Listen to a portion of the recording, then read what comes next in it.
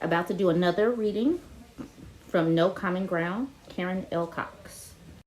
This part has to do with the United Daughters of the Confederacy and their role and how they shaped America and the South and the revisionist history that they did. So I'm going to start up here with the Daughters' heightened visibility.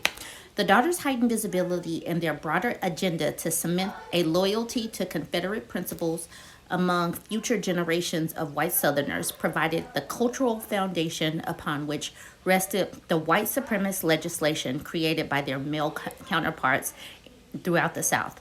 This was not a coincidence, since Southern white women not only shared similar views on racial supremacy, but were also related by blood or marriage to the men of influence within the region, from local attorneys and judges to governors and state legislators.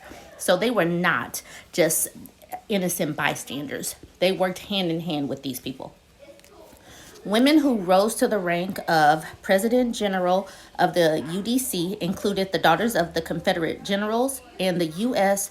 congressmen, and in Mississippi, two of the early presidents of the organization were daughters of U.S. senators.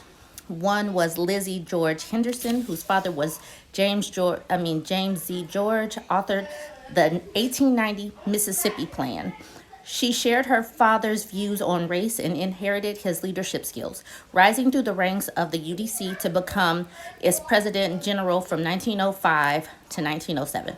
She once bragged that in her hometown of Greenwood, Mississippi, local members of the UDC, named after her father, placed framed copies of the state's secession ordinance in white public schools. She also led efforts to erect a Confederate monument on the grounds of LaFleur County Courthouse and to construct a Confederate memorial building in a town that contained a library of pro-Southern texts.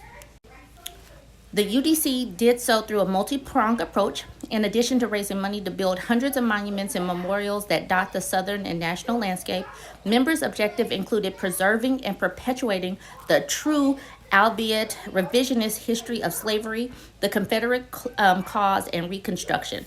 So they were out there really pushing this agenda, and they were doing so because they wanted to make sure that this revisionist history was pounded through the generations. And they did this through the children, through education, through history books, and through the monuments that were to serve as meeting places for the Confederacy and to celebrate these losers and their patriotism.